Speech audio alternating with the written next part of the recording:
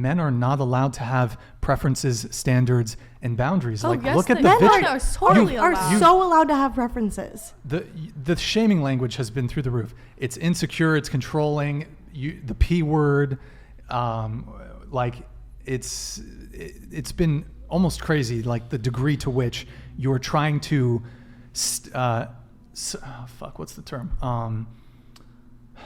You are trying to pathologize men's almost innate attraction to women who are not promiscuous. Like you're pathologizing men's attraction to women who are not, basically. No, I don't think. We weren't saying like you guys can't have preference. I feel No, but like you're saying it's pedophilic that men are attracted to women who are not promiscuous, if you, like, look at society and the way things are, like it's totally like this big, like the porn industry makes so much money on like fetishizing pedophilia. About how like no, it doesn't. Yes, it does. That's illegal. They don't actually use girls who are underage, but they do. If you look on there, there's going to be a bunch of stuff about underage things. Like sometimes they do actually have used girls who are underage, and okay, it just we're not going to talk about that. That's why. Because it's TOS. We're not going to talk about that. But yes, it does happen. So okay, the double standard. So you mentioned that. Why don't what was it that men don't want? Well, like what's the like real like? Because I was saying that like you don't really hear women go, oh, I need a virgin, or like if she's not a virgin or he's not a virgin, I don't want it. So it's like he's allowed to be a whore, but she can't. And also like I don't get that. Like, Eric, can you close the door by the way?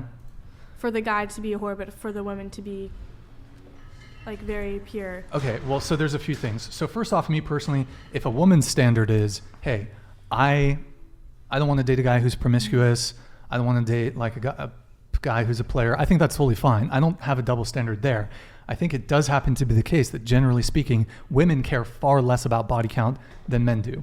Now, as far as the double standard goes, one of the reasons why men are sort of applauded when they can have a high body count and a woman is shamed or looked down upon because she has a high body count, it comes down to the fact that it's impressive for a guy to be able to sleep with a lot of women, whereas it's not impressive for a woman to sleep with a lot of men. It's very easy for women to sleep with men. It's incredibly easy for women to sleep with men. Even average women, even below average women, have more sexual options than like a top tier man. Mm-hmm. So that's why that double standard exists, because it's not impressive when women do it. And it is sort of stemmed. It does stem from, for both men and women, up until the 1960s, sexual purity, chastity has been valued in both genders up until very recently. Birth control kind of came out in the 1960s. That sort of opened up a lot of people's sexual options, and with religion, Christianity on the decline. I'm not making a religious argument here. I'm just saying culturally we have shifted quite a bit. It was the norm for thousands of years for both male and female chastity to be valued. Yeah, it was. Yeah. But so again, with the double standards, are there things that you desire in a partner that you do not possess yourself? Because you were saying, well, it's hypocritical for a guy who, if he has a high body count, he shouldn't want a girl who has a high body count. I mean, like biologically, besides biological stuff, besides like, I don't know, them having a dick, but like. You don't know about having a dick? Yeah, like I want them to have a dick, but I don't have one, so it's a little different. But with things that are like, that can control themselves, meaning like personality or like body count or whatever. Yeah, I mean, I would like for us to reciprocate the same things. Okay, let me ask you a couple questions. And I just want other people to potentially weigh in here. Are there things you desire? Well, do you agree with her? Do you agree with what she just said? Mm-hmm. So all the traits that you want in a partner, you must possess yourself. Physically, I don't think that it's the same thing, because like chastity is an experience thing. It's something you've chosen to do. Well, it could be the way you look isn't something you choose. Yeah, I think Sure. So I don't think appearance-wise that has anything to do with it. But in terms of like their past experiences, sure.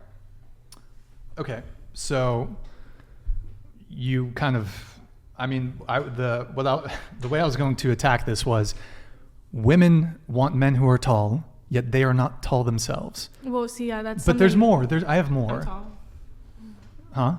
I'm tall. Okay. Did you say the minimum height you want for a guy? Yeah, I said preferably 6 foot or above, which 6 Okay. foot is just like an inch taller than me. Sure.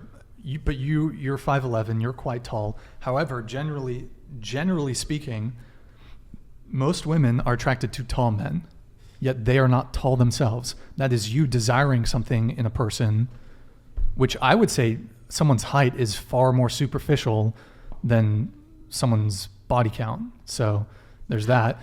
Women want men who are funny, but they may not necessarily be funny themselves. Women want men who are charismatic, yet they may not be charismatic themselves. But this is like taking something like life experiences. Yeah, and also Life experience. I mean,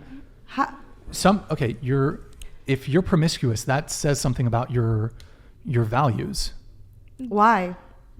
That it's how you value sex.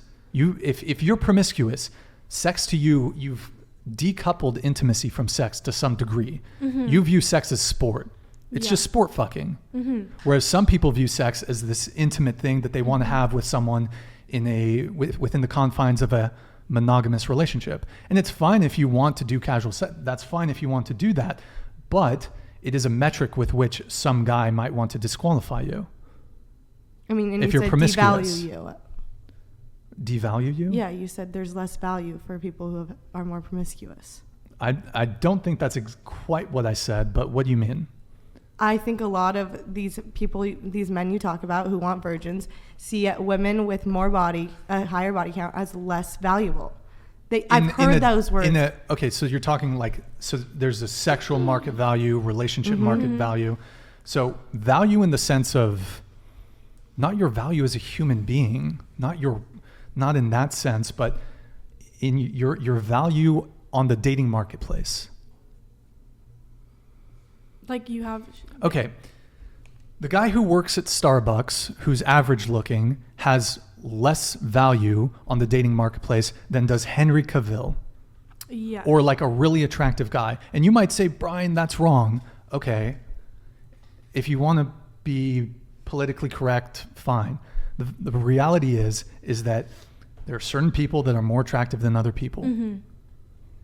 It is what it is. But I'm confused. What does this have to do with the fact that I'm responding to her, but go ahead. Like how I said I would want my person to reciprocate the same things, but not like physical, because obviously that's different. Oh, so it only applies when it benefits you. No, like if we have the same like things, that's like, let's say obviously you want someone who you're similar to, or you don't want someone who you're like completely opposite of, but like if I'm a person who doesn't go out, I'm going to want someone who doesn't go out, and that's fine. Sure. So if I'm someone who has a high body count or a low body count, I would want the same thing for my partner.